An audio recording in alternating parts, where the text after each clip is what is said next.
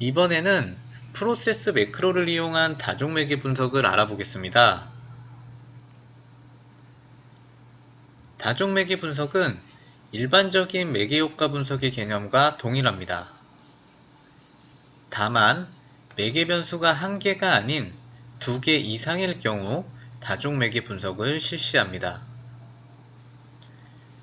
다중매개 분석은 직렬 다중매개 모델과 병렬 다중매개 모델이 있습니다.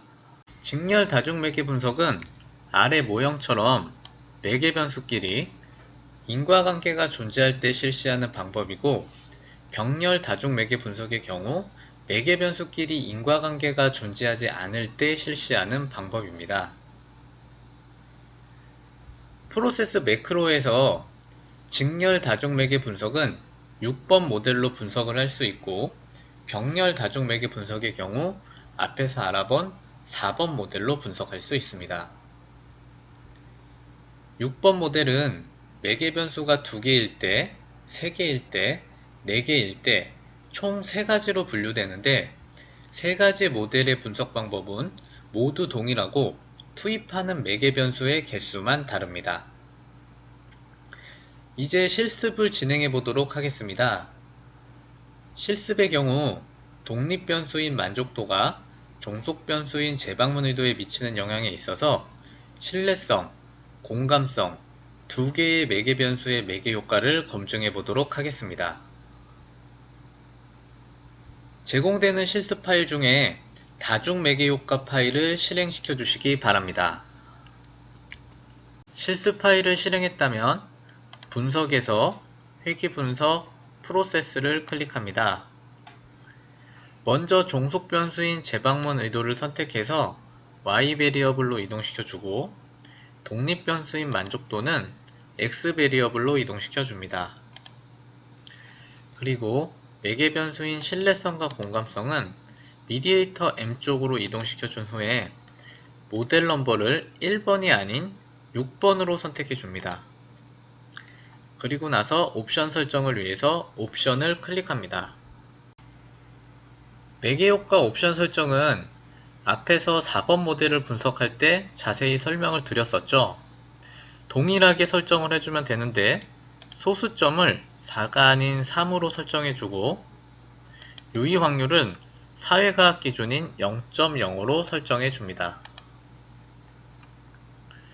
만약 총효과, 직접효과, 간접효과나 표준화 개수 같은 값들을 산출하고 싶다면 옵션에 대한 설명을 작성해 놓은 책을 참고 부탁드리겠습니다.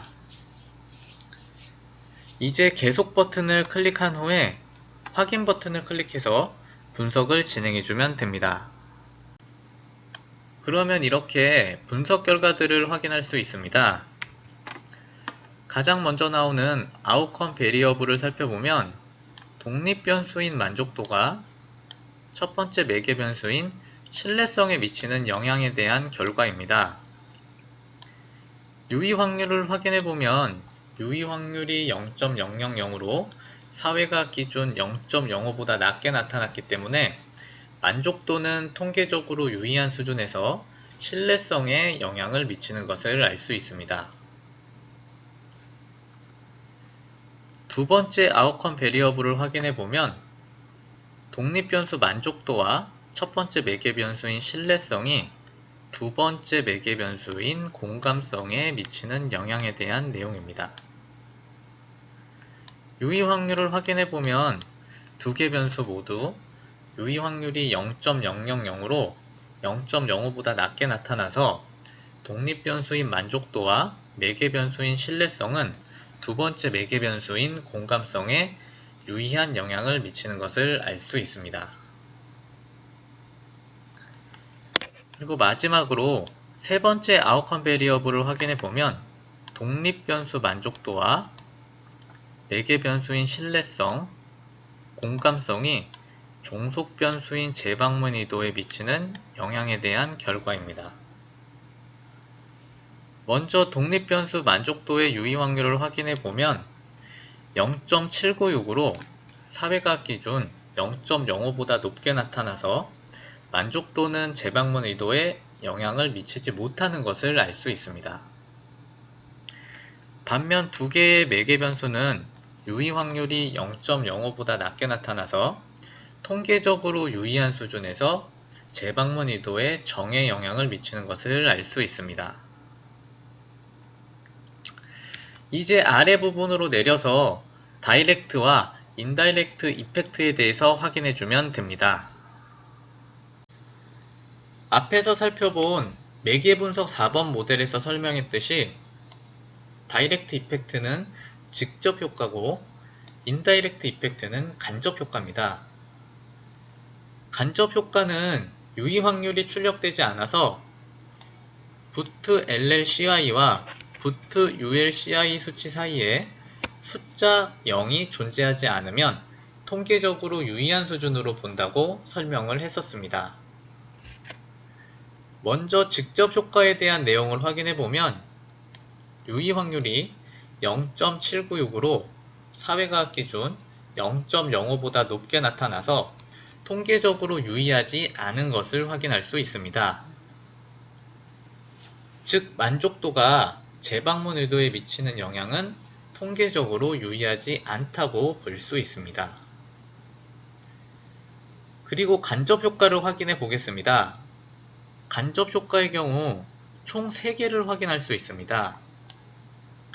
가장 먼저 간접 효과 1은 독립변수 만족도가 매개변수 신뢰성을 거쳐 종속변수 재방문 의도에 미치는 영향에 대한 내용입니다. 유의 확률을 확인해 보면 0.139, 0.490 사이에는 숫자 0이 존재하지 않습니다.